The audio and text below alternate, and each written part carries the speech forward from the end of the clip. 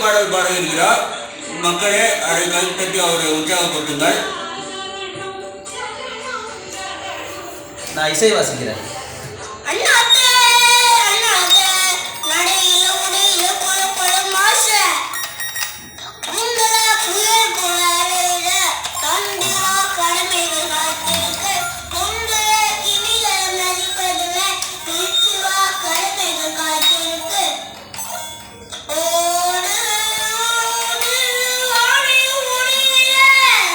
நீங்க வாசிக்கிறீங்க.